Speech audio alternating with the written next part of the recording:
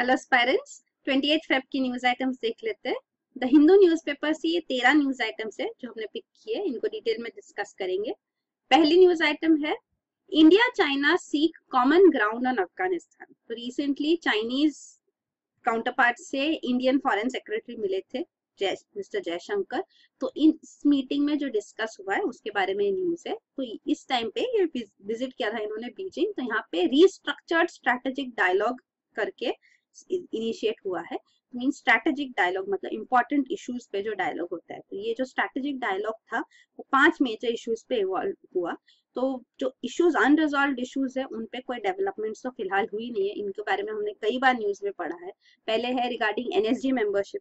Nuclear suppliers group में India अपना membership चाहती है, it wants to become a member, पर चाइना यहाँ पे ऑब्जेक्शंस रेज कर रहा है। तो वो कहते हैं कि India NPT non NPT signatory है, मतलब नॉन प्रोलिफरेशन ट्रीटी जो है, न्यूक्लियर नॉन प्रोलिफरेशन ट्रीटी, वो इंडिया ने नहीं साइन की है। तो जो कंट्रीज ने नहीं साइन की है वो एनएसजी मेंबर्स कैसे बने, इसके लिए क्लियर रेगुलेशंस होना चाहिए, प्रोसीजर होना चाहिए, ये चाइना इंसिस्ट कर रही है। मतलब वो चाहती है कि पाकिस्तान भी नॉन एनपीटी कंट्री है, तो अगर इंडिया बन रही है मेंबर तो पाकिस्तान का भी मेंबरशिप पॉसिबल हो, मतलब एक प्रोसीजर होना चाहिए। इंडिया स्पेशल केस करके मेंबरशिप मत दो, प्रोसीजर बताओ कि नॉन एनपीटी सिग्नेटरी के लिए मेंबरशिप कैसे आएगी, क्या प्रोविजंस होने चाहिए उसके लिए। तो that is what it is pushing for and opposing India's membership to NSG. तो एनएसजी मेंबरशिप कंसेंसस से आती है, मतलब सारे मेंबर्स जो है एनएसजी के उनको अग्री करना होगा। और चाइना एक मेजर कंट्री है जो अग्री नहीं कर रही है, बाकी भी है जिनको कंसर्न्स है, but China is outrightly, as long as China rejects, तो मेजर कंट्री है वो। इंडिया भी हर बार अक्यूज करते हैं कि चाइना का जो अपोजिशन है वो काफी स्ट्रांग है, तो वो है। सेकेंड यहाँ पे भी है जो टेक्निकल होल्ड चाइना ने डाली है ऑन मसूद अजहर। तो ये टेररिस्ट डेजिग्नेट करने के लिए ऑन यूएन कमिटी जो है, सैंक्शंस कमिटी, तो ये काफी बार न्यूज में था। तो ये यहाँ पे भी उन्होंने फिलहाल जो पहला रेजोल्यूशन था उस पे तो टेक्निकल होल्ड लगाया, दूसरी बार लगाया, नाउ इट्स एक्सपायर्ड। अभी जो नया रेजोल्यूशन आया है for putting him on the 2967 committee, जो सैंक्शंस कमिटी है यूएन सिक्योरिटी काउंसिल की, तो उसके रेजोल्यूशन वहां पे इनिशिएट किया गया बाय यूएसए ना, यूके और फ्रांस भी उसको बैक कर रहे हैं, लेकिन चाइना अपना वीटो यूज करता है। तो 5 वीटो मेंबर कंट्रीज है, उसमें से 3 तो सपोर्ट कर रही है, रशिया ने अभी तक कोई स्टैंड नहीं दिया है, बट चाइना अपोजेस है। तो यहाँ पे भी ये हो नहीं रहा है Masood Azhar designation as a terrorist, यहाँ पे भी पाकिस्तान को सपोर्ट किया जा रहा है बाय चाइना। तो ये एक कंसर्न है इंडिया चाइना के बीच में। तीसरा है चाइना पाकिस्तान इकोनॉमिक कॉरिडोर, यहाँ पे भी पाकिस्तान का रोल है सामने। तो सीपीईसी जो है वो काशगर रीजन से ग्वादर पोर्ट को कनेक्ट करता हुआ इकोनॉमिक कॉरिडोर है। काशगर चाइना में है, ग्वादर पोर्ट पाकिस्तान में, जो चाइना डेवलप कर रही है। तो ये पूरा जो चाइना पाकिस्तान इकोनॉमिक कॉरिडोर है ये पीओके, पाकिस्तान ऑक्यूपाइड कश्मीर से पास होता है, इसीलिए इंडिया इस पे ऑब्जेक्शन रेज कर रही है। तो यहाँ पे भी ये कंसर्न है, इशू है बिटवीन इंडिया एंड चाइना। तो ये सारे इश्यूज पे तो कोई कॉमन ग्राउंड नहीं आया है, पर ऑन अफगानिस्तान थोड़े कॉमन ग्राउंड्स डेवलप हुए हैं, मतलब जॉइंट प्रोजेक्ट्स भी इनिशिएट कर सकते हैं, ऐसा भी एक इंडिकेशन आया है। और चाइना ने अप्रिशिएट किया इंडियाज वर्क इन अफगानिस्तान। तो इंडिया ने भी सलमा डैम जो डेवलपमेंटल प्रोजेक्ट्स इनिशिएट किए, सलमा डैम है जो हेरात प्रोविंस में अफगानिस्तान में, तो वहां पे जो इंडिया ने वर्क किया उसको चाइना ने अप्रिशिएट किया, एडमायर किया। तो ये हुआ इस सिक्योरिटी स्ट्रेटेजिक डायलॉग में। प्लस जो और है बाकी डेवलपमेंट्स है, तो उस पे अभी इस पे आगे इनिशिएशंस होने वाले, क्योंकि एनएसजी मेंबरशिप के ऊपर अभी मीटिंग होगी, एनएसजी की प्लेनरी सेशन होगा इन जून 2017, तो फिर से ये इशू उठेगा। जो ये Masood Azhar resignation as a terrorist, ये जो इशू है वो इशू अभी फिर से, जो टेक्निकल होल्ड अभी फिर से चाइना ने डाला है, तो वो लैप्स होगा इन जुलाई। तो तब जुलाई 2017 में ये इशू पे भी आगे क्या डेवलपमेंट्स होंगे वो देखना होगा। तो आगे है, और प्लस इवन सीपीसी कॉरिडोर जो है, तो वो अभी मई 2017 में बेल्ट एंड रोड इनिशिएटिव पे ग्लोबल कॉन्फ्रेंस होने वाला है।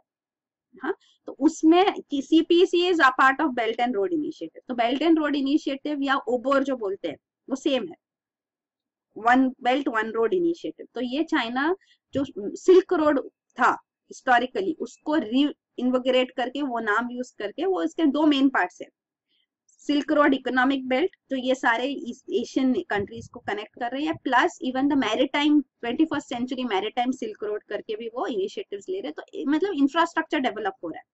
तो ये इंफ्रास्ट्रक्चर डेवलप करके it will help in trade route in development of these countries, क्योंकि चाइना के पास इतना है, करेंसी है, इतना नो स्टॉक है कि it can invest. So where will it invest? It will invest in this foreign exchange है, बिकॉज चाइना एक्सपोर्ट्स इतना करते हैं तो उनके पास इतना फॉरेन एक्सचेंज है, तो वो इन्वेस्ट कर रहे हैं वो.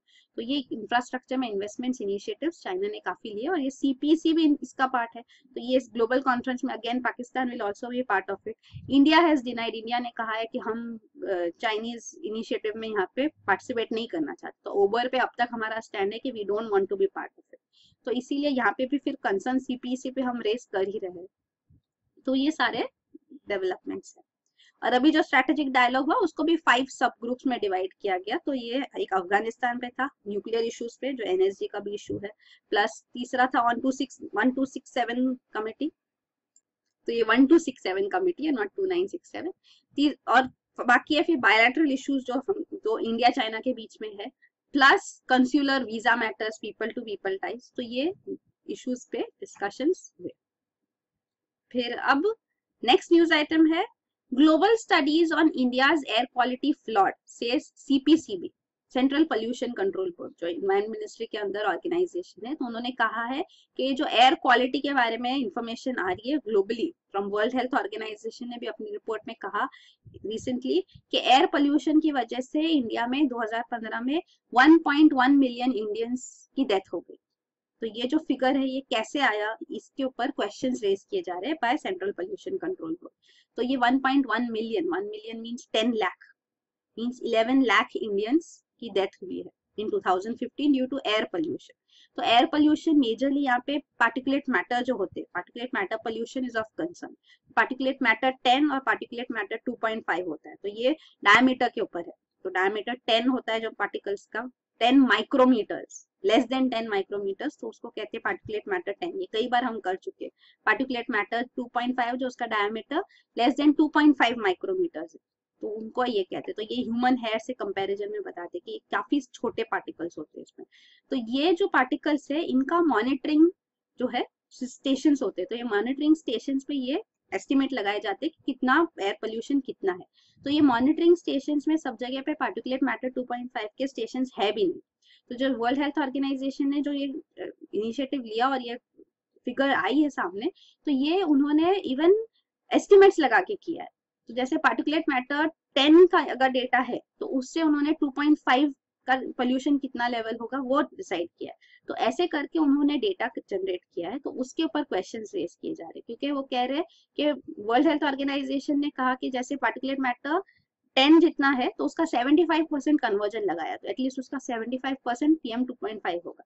बट एक्चुअली इंडिया में जब एस्टिमेट्स लगाए गए हैं on this quality parameters in Delhi by central pollution control board, तो उसमें आया है कि पार्टिकुलेट मैटर 2.5 थोड़े केसेस में सिर्फ 8% ऑफ पार्टिकुलेट मैटर 10 भी होता है, और कोई केसेस में ये 86% ऑफ पार्टिकुलेट मैटर 10 होता है. तो मतलब काफी वेरिएशन है इसमें. तो अगर एवरेज भी निकाले तो 47% आता है. तो ये जो है इसके ऊपर क्वेश्चन रेज किए गए हैं, और वो कह रहे हैं कि यूरोपियन मॉडल अगर आप यूज करोगे quality of air pollution monitor करने एस्टिमेट लगाने के लिए, तो वो इंडिया में नहीं चलेगा, क्योंकि वेदर वेरिएशंस भी आते हैं. तो वो सिमुलेटेड वेदर पैटर्न्स यूरोप के हैं, तो वो एक्सट्रापोलेट करके इंडिया पे लगाया गया है, तो it will give different figures. तो ये भी वो कह रहे हैं, क्योंकि यूरोपियन कोल्ड कंट्रीज हमने देखा है कि कूलर एनवायरमेंट्स में जो पोल्यूशन लेवल्स होते हैं काफी हाई होते हैं. तो उस हिसाब से भी ये पॉइंट्स रेज किए गए. और भी वर्ल्ड हेल्थ ऑर्गेनाइजेशन ने अभी कहा था कि 10 of the 20 most polluted cities जो है वर्ल्ड में वो इंडिया में है. तो ये सारे पॉइंट्स पे इंडिया ऑब्जेक्शंस रेज कर रही है. पर एक फैक्ट ये भी है कि कोई भी इंडियन एजेंसी क्वांटिफाई नहीं करता कि कितने डेथ्स हो रही है due to air pollution India में. तो अभी ये पहले भी एक न्यूज आई थी कि एनवायरमेंट मिनिस्ट्री ने कहा था कि हम भी ये कैलकुलेट अब करेंगे. तो वही है, बट पोल्यूशन लेवल्स मॉनिटर करने के लिए पहले स्टेशन सब जगह होना चाहिए, फिर ये डेटा generation और of course steps to control them to eliminate air pollution or reduce air pollution as much as possible, वो भी steps लेना जरूरी है. फिर अगला न्यूज आइटम है act East policy promoting ties with Asia Pacific region. तो ये recently commerce minister Nirmala Sitharaman इन्होंने कहा कि एक्ट ईस्ट पॉलिसी पे हम प्रमोट कर रहे हैं अभी एशिया पैसिफिक रीजन में, तो स्पेशली फॉर CLMV. तो कंबोडिया, लाओस, म्यांमार और वियतनाम, इन पे एम्फेसिस करके ये न्यूज आई. तो CLMV नेशन है ये. तो यहाँ पे इंडिया का ट्रेड भी इनके साथ काफी बढ़ा है। In the last 10 years 10 times grow हुआ है इंडिया ट्रेड। तो ये एक पॉजिटिव डेवलपमेंट है। और कॉमर्स मिनिस्टर अभी एक इनिशिएटिव ले रहे थे, वो कह रहे थे कि इंडियन मैन्युफैक्चरर्स को अपना बिजनेस इन कंट्रीज में एस्टेब्लिश करना चाहिए, जैसे कि म्यांमार स्पेशली है। तो यहाँ पे इनको बेनिफिट्स भी मिलेंगे क्योंकि जनरलाइज सिस्टम ऑफ प्रेफरेंसेस होता है, जीएसपी। तो जनरलाइज सिस्टम ऑफ प्रेफरेंसेस ये डेवलप्ड कंट्रीज लाती है। तो यूएस, यूरोपियन यूनियन इनके है जीएसपी। तो इसके अंदर क्या होता है कि अगर इंपोर्ट यूएस में अगर इंपोर्ट्स आ रहे हैं फ्रॉम से एग्जांपल म्यांमार, तो म्यांमार इस जीएसपी के अंदर है, तो यहाँ पे वहां से इंपोर्ट्स आएंगे तो इसके इंपोर्ट ड्यूटीज काफी कम होगी और यहाँ पे ऑलमोस्ट जीरो भी होती है। तो अगर यहाँ से इंपोर्ट हो रहे हैं, मतलब कि अगर ये कंट्रीज एक्सपोर्ट कर रही है, यूएस में इंपोर्ट हो रहे हैं, यहाँ से एक्सपोर्ट हो रहे हैं, तो ये जो है लीज डेवलप्ड कंट्रीज के लिए बेनिफिट्स होते हैं। तो अगर इंडियन बिजनेसेस भी यहाँ एस्टेब्लिश हो गए इन लीज डेवलप्ड कंट्रीज में, तो उनको भी ये जीएसपी का बेनिफिट मिलेगा। तो वो एम्फोसिस किया जा रहा है। प्लस इन कंट्रीज के साथ हमारा और भी है, म्यांमार स्पेशली हमने Kaladan multi modal transit transport project initiate किया है। तो ये अभी ऑलमोस्ट अ डेकेड हो चुका है इसको, more than a decade actually. तो ये इनिशिएटिव्स यहाँ पे कंस्ट्रक्शन अब चल रहा है। तो it was mooted, first time mooted in around 2003 idea रखी गई थी। तो आइडिया ये है कि कलादान जो है वो यहाँ पे रिवर है म्यांमार में, और ये कोलकाता से लेके सितवे पोर्ट यहाँ पे डेवलप किया गया है। तो ये म्यांमार में, तो यहाँ से ये सी रूट आएगा, सी रूट से हम फिर Kaladan river inland waterway use करेंगे और फिर ये हाईवे डेवलप किया जाएगा। तो यहाँ मिजोरम में हम पहुंच जाएंगे। तो ये कोलकाता टू मिजोरम कनेक्टिविटी के लिए ये Kaladan multi modal transit project initiate किया गया था।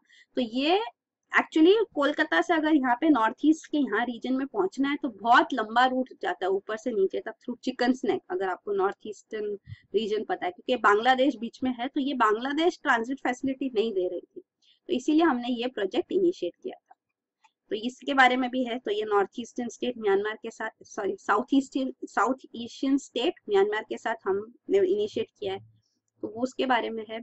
फिर और है regarding even Cambodia, Laos, Myanmar और वियतनाम, इन कंट्रीज में हमने अभी प्रोजेक्ट डेवलपमेंट फंड के लिए प्रपोजल फाइनलाइज किया है। तो 500 करोड़ का ये फंड बनाया जाएगा। तो टू इंक्रीज इकोनॉमिक प्रेजेंस, के इन कंट्रीज में हमारा इकोनॉमिक प्रेजेंस इंक्रीज हो, क्योंकि these are the gateways to China and EU. तो यहाँ ये जो साउथ ईस्ट एशियन कंट्रीज है, ये सी रूट्स भी यहाँ से जो है इंपॉर्टेंट ट्रेड रूट्स वो यहाँ से पास होते हैं। तो चाइना को पहुंचने के लिए, इवन यूरोपियन यूनियन को पहुंचने के लिए ये इंपॉर्टेंट कंट्रीज होगी हमारे लिए। तो वो है। और रीजनल कनेक्टिविटी इंप्रूव होगी तो ट्रेड भी बढ़ेगा।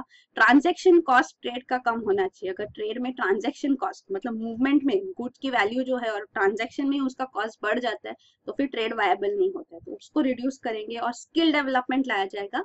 तो ये इंडिया और सीएलएमवी के 4 कंट्रीज का ट्रेड टूरिज्म इंप्रूव होगा, it will reach its potential. तो वो यहाँ पे है। और एक्ट ईस्ट पॉलिसी के अंदर बाकी हमने इनिशिएटिव जैसे ये Kaladan multi modal transport project है, plus even trilateral highway project है इंडिया, म्यांमार, थाईलैंड, यहाँ पे भी हमने डेवलपमेंट किया है। तो नॉर्थ ईस्टर्न स्टेट्स मेजरली यहाँ पे फोकस में होती है व्हेन लुक ईस्ट या एक्ट ईस्ट पॉलिसी हम इनिशिएट करते हैं। तो ओरिजिनली लुक ईस्ट पॉलिसी था, जो प्रेजेंट गवर्नमेंट ने अब उसको रीफ्रेम किया है, रीइनविगरेट किया है कि ये एक्ट ईस्ट पॉलिसी है। तो यह भी काफी टाइम पहले से ये प्रोजेक्ट इनिशिएट किया गया है। मोरे मायसोत ट्राइलेटरल हाईवे, तो म्यांमार बीच में है। तो यहाँ पे ये मणिपुर में मोरे रीजन से ये कनेक्ट होगा म्यांमार में, और मायसोत थाईलैंड में ये हाईवे प्रोजेक्ट इनिशिएट किया गया है। तो ये है। तो मेनली एक्ट ईस्ट पॉलिसी में मेजरली हमारा फोकस है एक एशियन जो मल्टीलैटरल ऑर्गेनाइजेशन है, association of south east Asian Nations. तो ये 10 नेशन है एशियन में, तो वो ये है।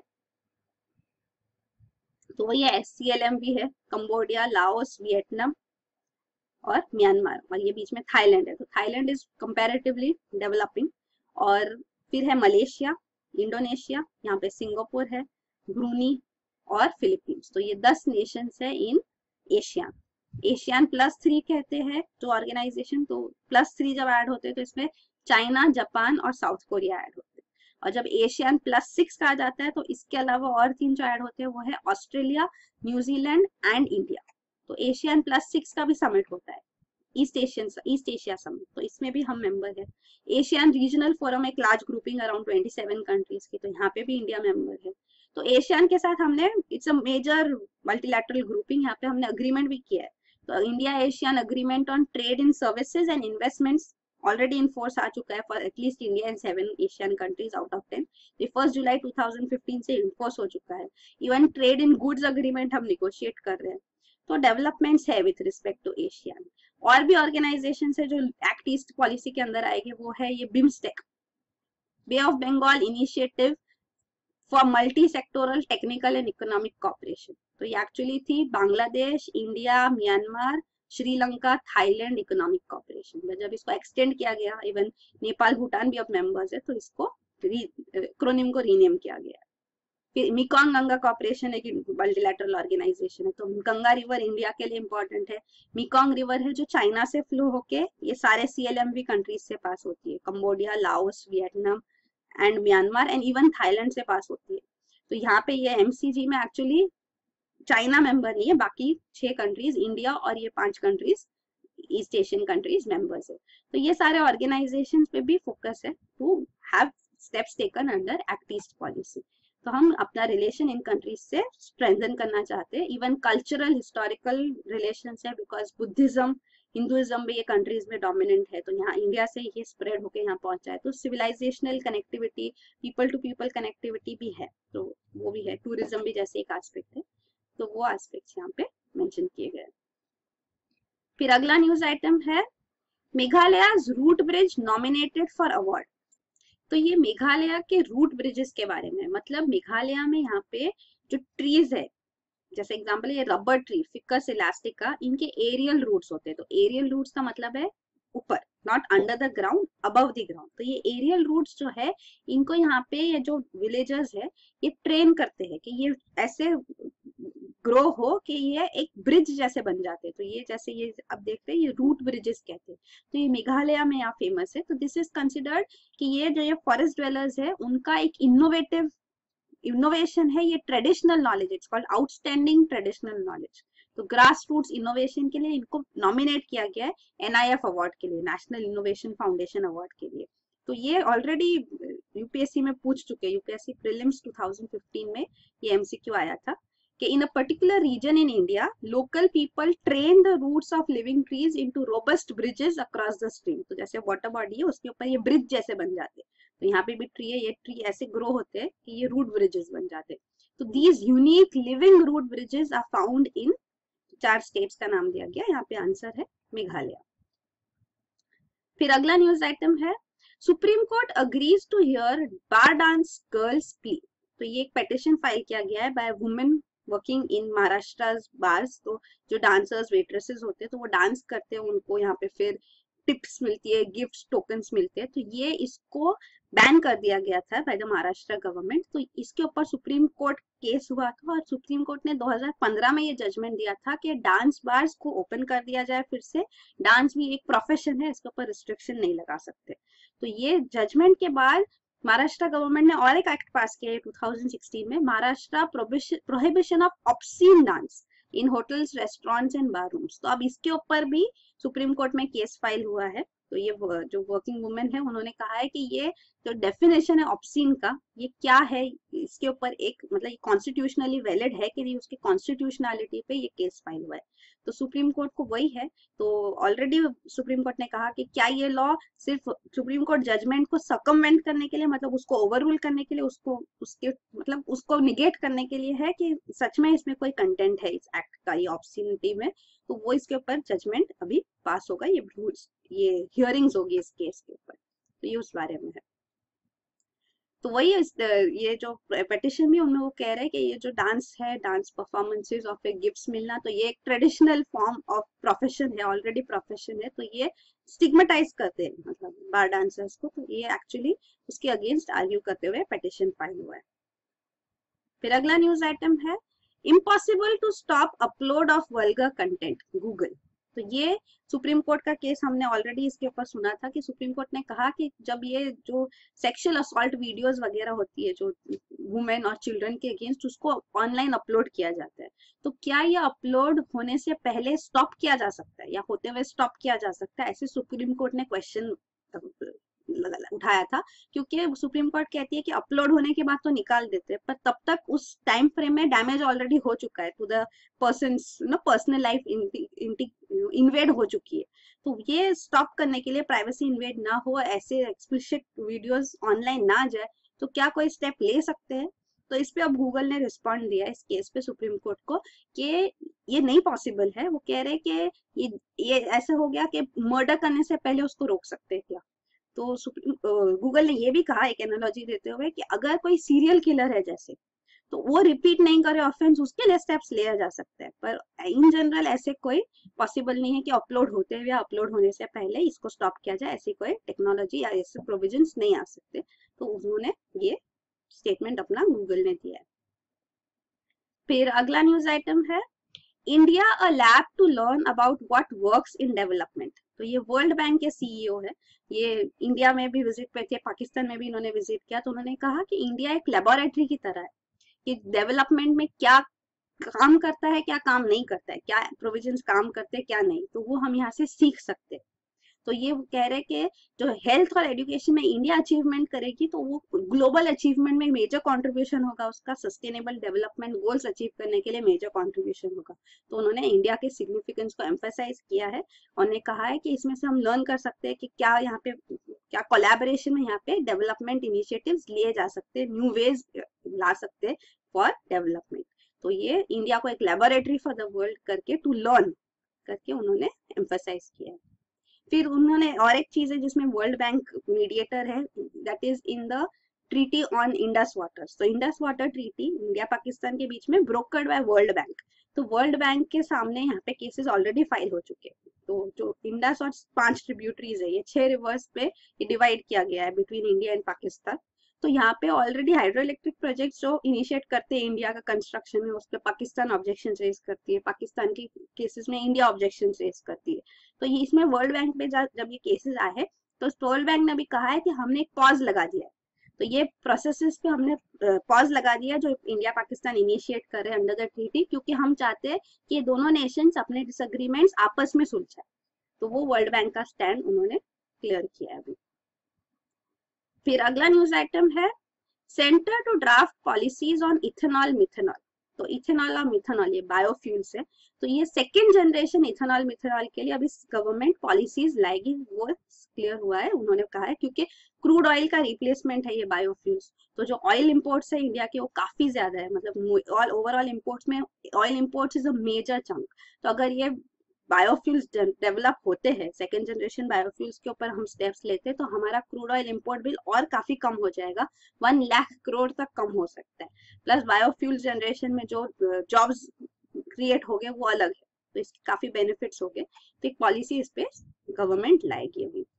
तो बायोफ्यूल्स में फर्स्ट जनरेशन सेकेंड जनरेशन ये क्या होता है हम यहाँ से देख सकते हैं। जैसे फॉर एग्जांपल बायोइथेनॉल है, तो बायोइथेनॉल में फर्स्ट जनरेशन मतलब ये जो फूड क्रॉप्स वगैरह है यहाँ से जो आता है, जैसे शुगर बीट है, स्वीट सोरगम, शुगर केन और ये वीट, कॉर्न, बार्ली, तो ये फर्स्ट जनरेशन बायोइथेनॉल डेवलप होता है।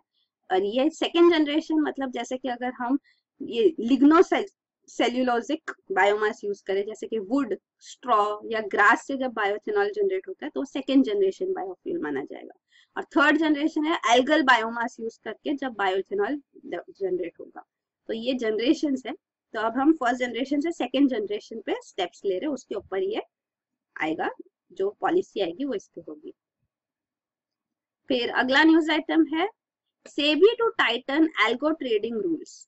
तो ये Securities and Exchange Board of India SEBI ने अनाउंस किया है कि एल्गोरिथमिक ट्रेडिंग जो इंडिया अलाउ करती है उस पे जो रूल्स है उसको और टाइटन किया जाएगा, मतलब उसको स्ट्रॉन्ग किया जाएगा। एल्गोरिथमिक ट्रेडिंग क्या होता है, मतलब सॉफ्टवेयर प्रोग्राम यूज करके जब ट्रेडिंग स्ट्रेटेजीज इनिशिएट की जाती है, एग्जीक्यूट की जाती है, तो काफी क्विकली होती है। तो ये एल्गोरिथमिक ट्रेडिंग काफी कंट्रीज में अलाउड है भी नहीं। इंडिया वर्ल्ड में थोड़ी कंट्रीज में से जहाँ पे ये एल्गोरिथमिक ट्रेडिंग अलाउ किया जाता है, क्योंकि इस वजह से कई केसेस हो चुके हैं जिसमें क्रैशेस हो जाते हैं, फ्लैश क्रैशेस हो जाते हैं। तो ओवरसीज भी ये हुआ है, इंडिया में भी थोड़े टाइम ये हो चुका है। तो इसको मिनिमाइज करने के लिए यहाँ पे प्रोविजंस लाए गए हैं। तो जो सेबी ने रेगुलेशन लाया वो है जैसे कि high order to trade ratio penalty, मतलब अगर हाई ऑर्डर टू ट्रेड है, ज्यादा ऑर्डर में ट्रेड रेशियो है तो वो पेनल्टी आता है उस पर। तो high order to trade ratio जो है उस पर एक पेनल्टी लाया जाता है ताकि ये एल्गो ट्रेडिंग ज्यादा हाई स्पीड पे ऐसे ना हो, it should not result into crashes. तो ये एक पॉइंट है। तो इसके अंदर अभी सेबी कह रही है कि हम इस पे रिव्यू करेंगे इसको कि क्या पेनल्टी इंक्रीज करनी चाहिए, और तो ये प्रोविजंस वो टाइटन करने की जो बात है वो ये है। तो ऑलरेडी एनएससी में algo trading around 16% of all trades है, इवन बीएससी में 8.56% है एल्गो ट्रेडिंग होता है। तो ये है इसका स्टेटस फिलहाल। प्लस सेबी जो चेयरमैन है यूके सिन्हा, वो अभी रिटायर होने वाले, he will be succeeded by IAS officer जो है अजय त्यागी। तो एज एन आउटगोइंग अभी सेबी के आउटगोइंग चेयरमैन के हिसाब से वो कह रहे हैं कि एक रिग्रेट है उनको कि जो ये इंफ्रास्ट्रक्चर इन्वेस्टमेंट ट्रस्ट और रियल एस्टेट इन्वेस्टमेंट ट्रस्ट जो है वो लॉन्च हुए जब वो चेयरमैन थे, पर एक भी इसमें से अभी तक लॉन्च मतलब इनिशिएटिव लॉन्च नहीं हुआ, अनाउंस हुए पर लॉन्च नहीं हुआ अभी तक कोई भी एक ट्रस्ट ऐसे। तो वो उनका एक रिग्रेट है कि उनके चेयरमैनशिप में ये नहीं हो पाया। तो ये होता क्या है हम देखेंगे।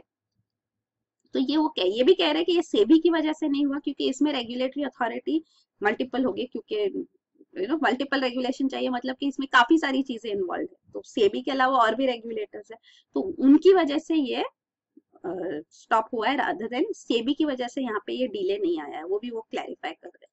तो ये होता क्या है, रियल एस्टेट इन्वेस्टमेंट ट्रस्ट जैसे के, तो ये इन्वेस्टमेंट पूल लाने के लिए, इन्वेस्टमेंट लाने के लिए आईपीओज निकाले जाएंगे। तो इनिशियल पब्लिक ऑफरिंग होगा, तो जैसे स्टॉक्स शेयर्स के लिए होता है, तो यहाँ पे भी ये आईपीओ दिए जाएंगे। पर स्टॉक जो जैसे म्यूचुअल फंड्स होते हैं, तो म्यूचुअल फंड्स में इन्वेस्टमेंट होता है, इन्वेस्टमेंट वो इन्वेस्ट करते हैं अपना स्टॉक्स बॉन्ड्स में शेयर्स में, तो ये उसकी जगह पे ये रियल एस्टेट में इन्वेस्ट किया जाएगा जो आईपीओ में जो अक्यूमुलेट होगा मनी। तो ये रीट है, ट्रस्ट है, वो रियल एस्टेट में जैसे buying selling renting leasing of properties चीजों के लिए वो इन्वेस्ट करेंगे, और जो इनकम जनरेट होगी वो ये रीट होल्डर्स जो होंगे इसके उनको डिस्ट्रीब्यूट करेंगे ऑन अ रेगुलर बेसिस। तो ऐसे होगा, ये फंक्शन करेगा। तो इसके अंदर मेजर पॉइंट ये है कि रीट में कोई टैक्सेशन नहीं होगा, इनको कोई टैक्स नहीं पे करना होगा, क्योंकि इनका 90% इनकम जो होगा वो डिस्ट्रीब्यूट होगा शेयर होल्डर्स को। तो ये जो है डिस्ट्रीब्यूशन पे शेयर होल्डर्स पे फिर टैक्सेशन होगा। तो इसीलिए ये एक इनिशिएटिव लाया गया to real estate investment accumulate करने के लिए, पूल इन करने के लिए। तो अभी तक एक ट्रस्ट बना नहीं है, वो कह रहे हैं ये रिग्रेट है। और इंफ्रास्ट्रक्चर इन्वेस्टमेंट ट्रस्ट भी वही लाइंस पे होगा कि ये इंफ्रास्ट्रक्चर पर्पसेस के लिए इन्वेस्टमेंट अक्यूमुलेट होगा। फिर अगला न्यूज आइटम है, organ on a chip mimics the heart. तो साइंटिस्ट ने ये 3 डायमेंशनल चिप बनाया है, ऑर्गन ऑन अ चिप मतलब हार्ट ऑन अ चिप, जिसको नाम दिया आई वायर। तो ये हार्ट की जो बायोकेमिकल प्रॉपर्टीज है उसको मिमिक कर सकता है कि कैसे हार्ट फंक्शन करते हैं, जैसे तो रिलैक्सेशन होता है, और तो वो कैसे होता है, मतलब मैकेनिकल फोर्स जो यूज होता है उसमें, वो उन्होंने मिमिक करने का किया है। तो ये जैसे है, इसको हमको ये यूज करके ये समझ में आएगा कि हार्ट कैसे फंक्शन करता है। हार्ट डिजीजेस को स्टडी करने के लिए, कार्डियक डिजीजेस को स्टडी करने के लिए एक अपॉर्चुनिटी होगी। ड्रग्स स्क्रीनिंग कर सकते हैं, ड्रग्स का इफेक्ट कैसे होता है हार्ट पे, और ड्रग्स न्यू डेवलप करने के लिए भी ये यूज किया जा सकता है। तो फिलहाल जो ये हार्ट ऑन अ चिप है, ये cardiac cells 1/2 millionth part of a human heart है। तो टोटल पूरा ह्यूमन हार्ट नहीं बनाया गया, पर एक छोटा सा एक कार्डियक सेल्स यूज करके बनाया गया है। तो ये कार्डियक सेल्स जैसे है, तो ह्यूमन कार्डियक सेल्स जो 0.14 इंचेस थिक है, तो ये स्ट्रेच किए गए हैं cardiac cells on 2 perpendicular wires. ये वायर्स जो है उनका टेंशन रेगुलेट किया जाता है, जैसे हार्ट मूवमेंट को, हार्ट बायोकेमिकल प्रॉपर्टीज को ये मिमिक करते हुए, उसको इमिटेट करते हुए, मतलब। तो ये जो स्टेप लिया गया है, तो इस एक्यूरेटली मिमिकिंग दैट, तो वो एक न्यू डेवलपमेंट जो हुआ है वो न्यूज में है। तो ये है, ये दिखाया गया है। तो ये वायर है, आई वायर डिवाइस है, तो कार्डियक फाइबर ये यूज किया गया है। फिर अगला न्यूज आइटम है, मैपिंग डॉल्फिन प्रोटीन्स में बेनिफिट ह्यूमन हार्ट।